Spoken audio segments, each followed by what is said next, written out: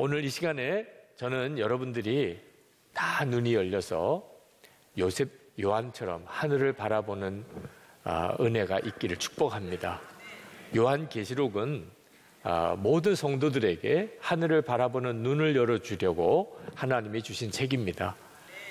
우리가 믿음으로 제대로 살아가려면 어떤 어려움과 또 고난의 형편 속에서도 하나님 말씀대로 살 수 있는 힘은 우리 눈이 열려서 하늘을 바라볼 때 오게 됩니다. 그래서 성령께서 요한을 사로잡아서 하늘을 바라보는 눈을 열어준 겁니다. 요한이 보니까 하늘이 열리고 그리고 말할 수 없는 영광스러운 하나님의 보좌와 그 위에 앉으시는 하나님을 보았습니다. 그리고 내 생물과 24장로와 수많은 천사들이 하나님께 찬양과 경배를 드리는 너무나도 장엄한 천상의 예배를 요한이 보았습니다. 그걸 보고 난 요한이 여전히 로마 제국을 두려워할 수 있었겠습니까? 그 놀라운 광경을 보았던 요한이 여전히 교회가 무너질까 봐 걱정했겠습니까? 말도 아니죠. 아마 요한은 담대함을 얻었을 것입니다. 그런데 이 요한계시록 5장에 가면 요한이 또 본 게 하나가 있는데 그것은 하나님의 오른손에 두루마리 하나가 있다는 것을 보았습니다. 이 두루마리는 이제 하나님께서 온 세상을 심판하시고 성도들을 구원해 주실 모든 과정이 기록되어 있는 책입니다.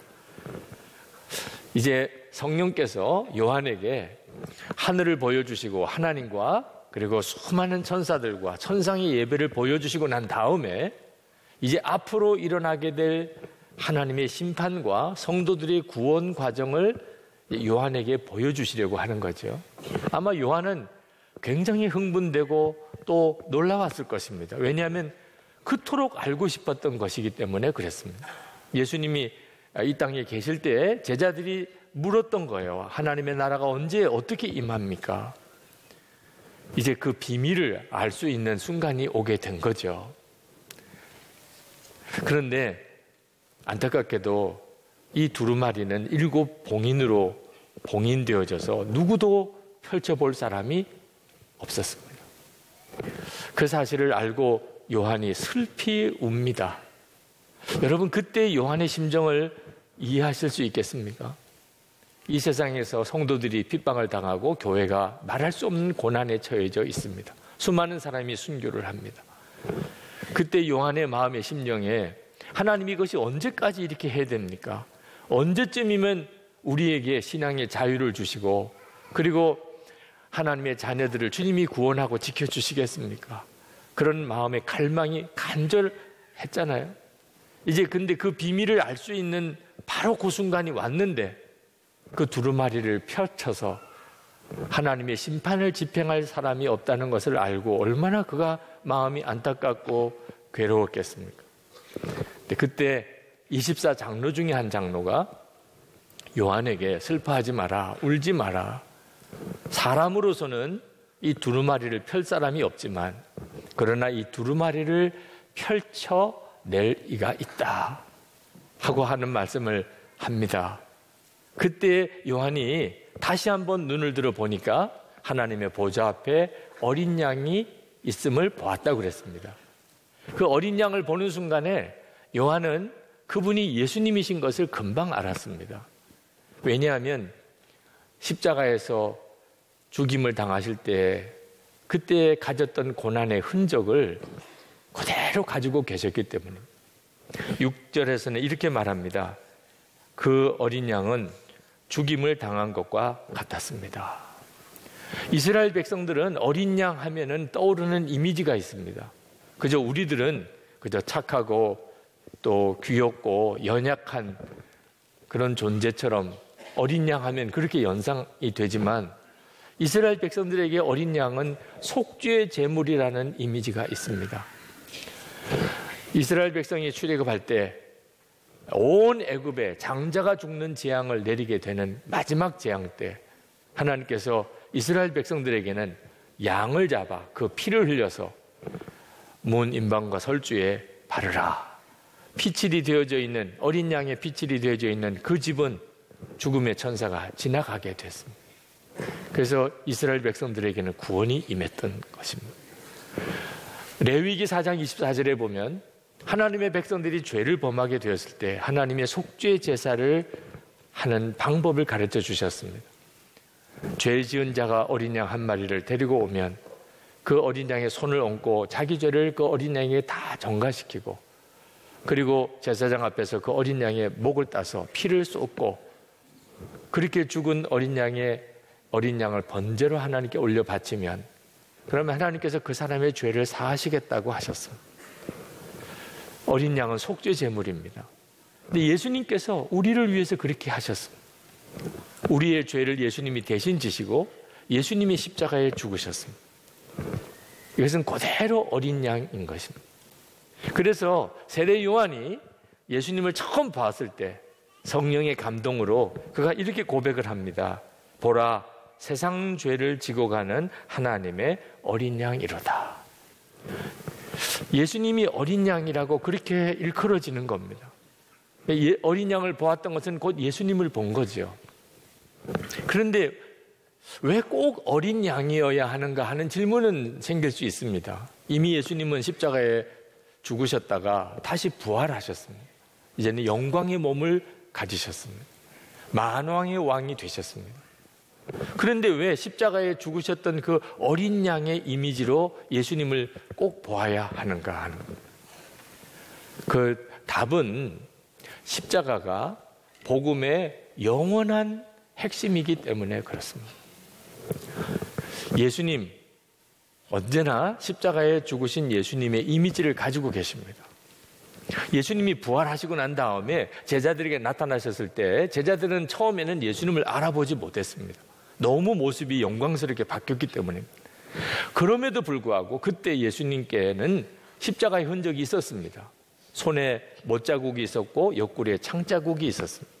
그래서 도마에게 내 손으로 만져보라고 했지 않습니까? 우리가 예수님을 재림에 오실 때 또 천국에 가서 우리가 예수님을 다 만나게 되겠지만 우리는 이분이 예수님이구나 금방 알 수 있을 것입니다. 왜냐하면 그분에게 십자가 고난의 흔적이 있기 때문입니다. 정말 주옥 같은 찬양곡을 많이 작사했던 화니 크로스비라고 하는 맹인 작사가가 있습니다. 그분이 찬송가 240장을 작사했는데 그 가사가 이렇습니다. 주가 맡긴 모든 역사 힘을 다해 마치고 밝고 밝은 그 아침을 맞을 때 요단강을 건너가서 주의 손을 붙잡고 기쁨으로 주의 얼굴 배우리. 나의 주를 내가 그의 곁에 서서 배우며 나의 주를 손에 못자국을 보아 알겠네. 정말 가슴이 찡한 감동이 있는 가사입니다. 우리가 주님 앞에 섰을 때 그분이 주님이신 것을 어떻게 알지요? 손에 못자국을 보아 알겠네. 그래서 예수님은 지금도 어린 양이신 것입니다. 7절 말씀에 보면 하나님께서 어린 양에게 두루마리를 넘겨주십니다. 그 말은 이제 온 세상의 심판의 권세를 그 어린 양 예수님에게 주셨다는 의미입니다. 예수님께서 그 두루마리를 받으셨을 때 네 생물과 24장로가 예수님 앞에 엎드려서 경배하는데 검은고와 향을 담은 금 대접을 가지고 예수님 앞에 엎드렸다고 그랬습니다. 근데 이 향이 뭐냐면 성도의 기도라고 했습니다.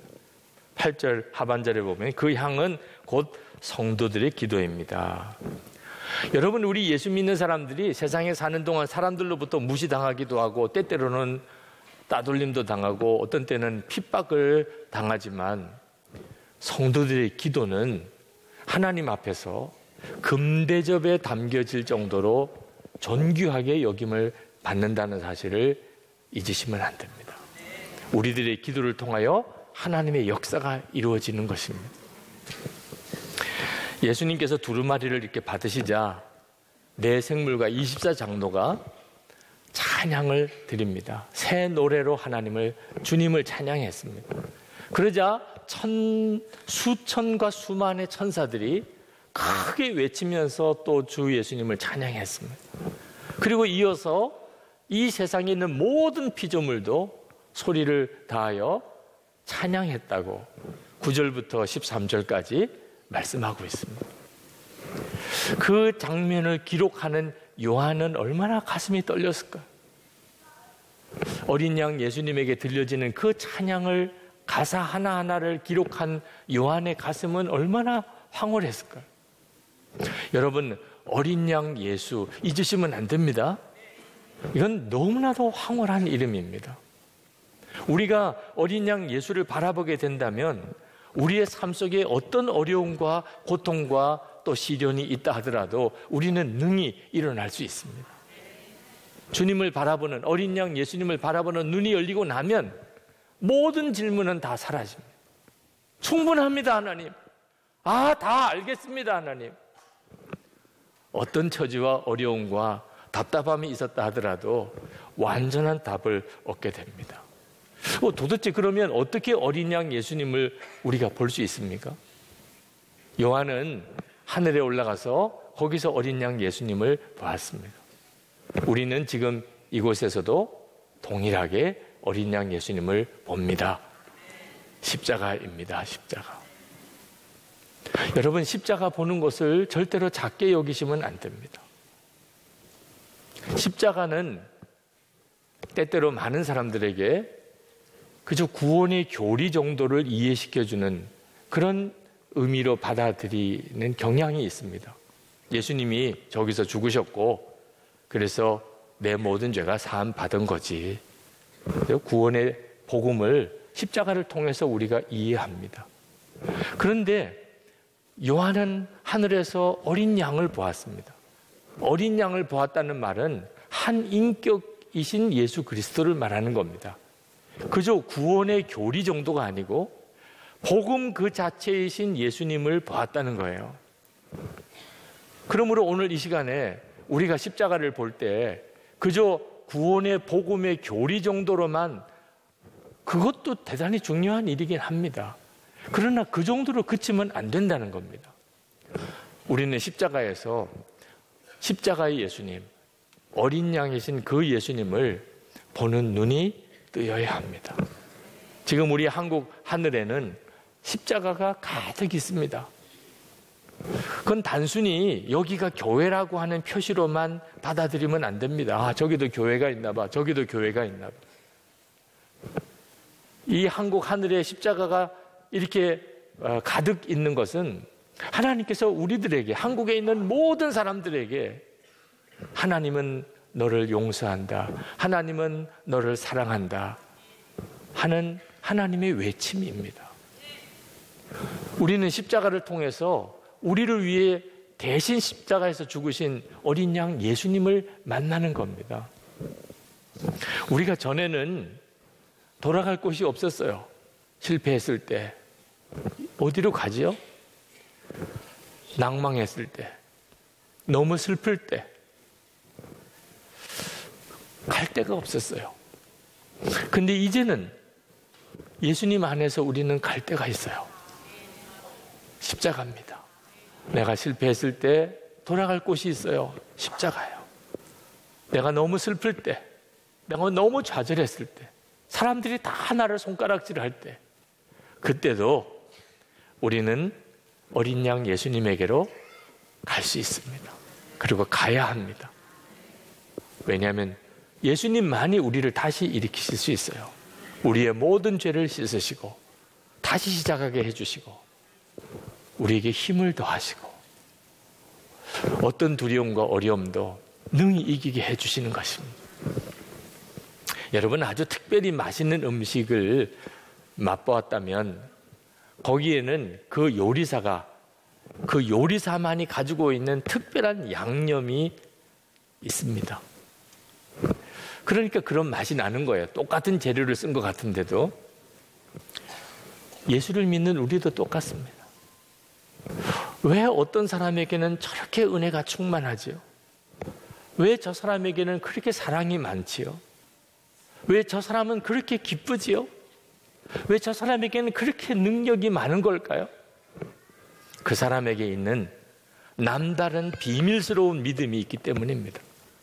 그 믿음이 뭡니까? 어린 양 예수님을 바라보는 눈이 뜨인 것입니다.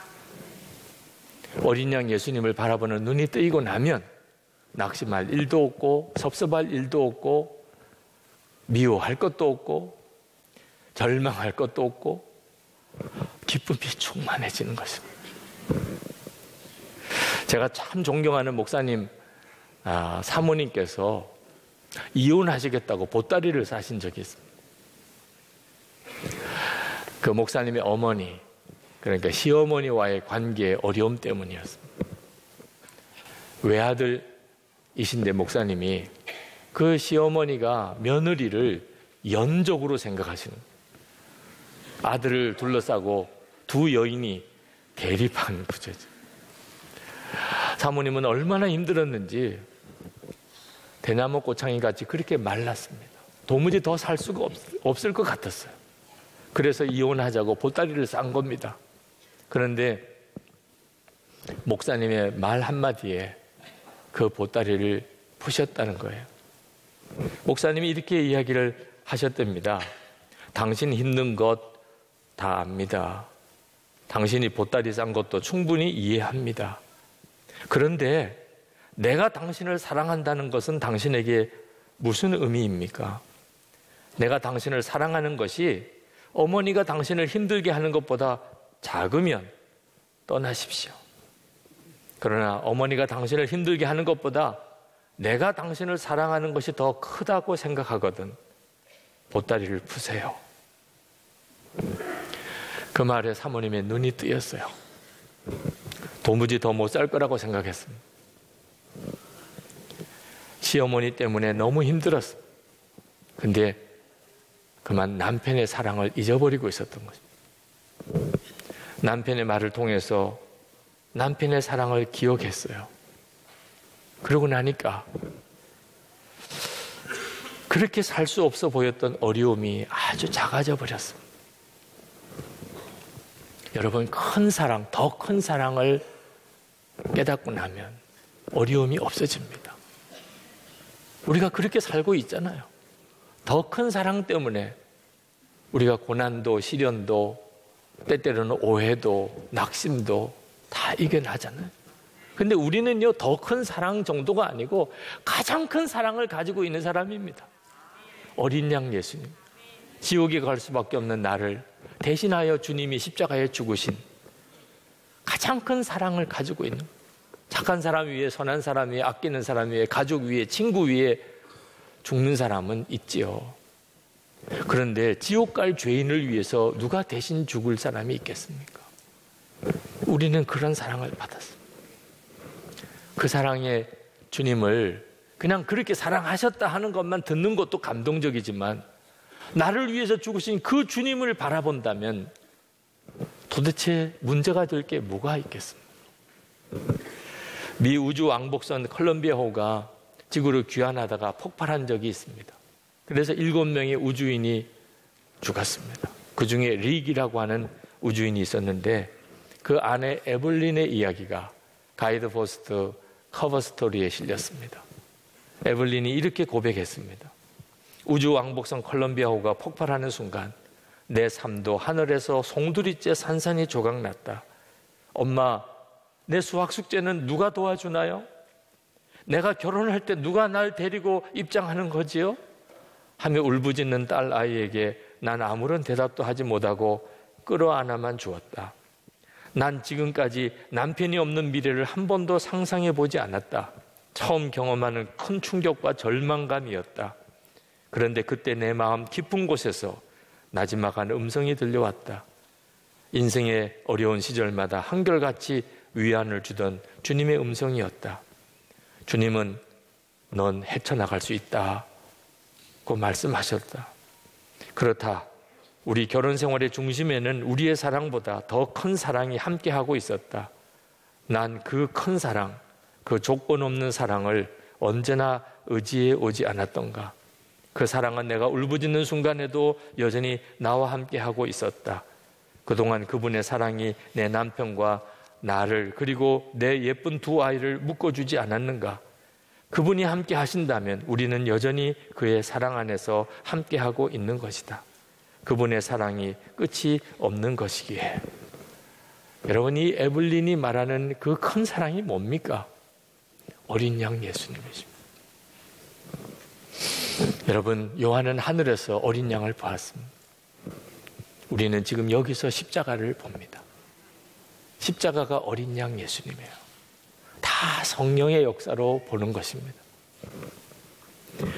여러분, 십자가에서 예수님을 우리가 볼 때마다 하늘이 우리에게서 멀리 있지 않다는 것을 여러분 명심하셔야 돼요. 하늘은 우리에게서 절대 멀리 있지 않아요. 십자가를 통하여 하늘에 있는 그 어린 양 예수님이 우리 눈에 보이는 것입니다.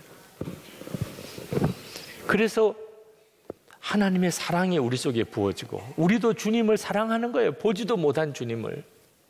베드로전서 1장 8절에 예수를 너희가 보지 못하였으나 사랑하는도다. 이제도 보지 못하나 믿고 말할 수 없는 영광스러운 즐거움으로 기뻐하니. 그러므로 우리가 예수를 믿는다면 어린 양 예수님을 바라보는 자라는 뜻입니다. 만약에 어린 양 예수님을 바라보지 못하고 있다면 그는 아직까지 예수님을 믿는 사람이 아닙니다. 어린 양 예수님을 바라보게 되면 내 생각도 말도 행동도 다 달라지게 됩니다. 그리고 우리 속에서부터 그 예수님을 향한 찬양이 터져 나옵니다. 이 요한계시록 5장에는 어린 양 예수님을 향한 24장로들과 네 생물의 찬양, 그리고 천천만만의 천사들의 찬양, 온갖 피조물들의 찬양이 여기 기록되어져 있습니다. 그 가사가 기록이 되어져 있어요. 곡조는 모릅니다. 근데 그 가사가 이렇습니다. 9절 10절에 주님께서는 그 두루마리를 받으시고 봉인을 떼실 자격이 있습니다. 주님은 죽임을 당하시고 주님의 피로 모든 종족과 언어와 백성과 민족 가운데서 사람들을 사서 하나님께 드리셨습니다. 주님께서 그들을 우리 하나님 앞에서 나라가 되게 하시고 제사장으로 삼으셨습니다. 그래서 그들은 땅을 다스릴 것입니다. 12절에 죽임을 당하신 어린 양은 권세와 부와 지혜와 힘과 존귀와 영광과 찬양을 받으시기에 합당하십니다. 13절에 보좌에 앉으신 분과 어린 양께서는 찬양과 존귀와 영광과 권능을 영원무궁하도록 받으십시오. 그러자 네 생물이 아멘 하고 외치고 24장로는 엎드려 경배했다고 그랬습니다. 그 곡조까지 들을 수 있으면 얼마나 좋을까요? 그런데 어떤 분이 이 가사에 곡조를 붙여서 찬양곡을 만들었습니다. 그게 진짜 그 곡인지는 천국 가서 확인해 봐야 하겠습니다만 그 곡조에라도 우리가 함께 찬양했으면 좋겠습니다. 이 시간에 우리의 찬양을 받으시고 영광 받으실 분은 주님이십니다.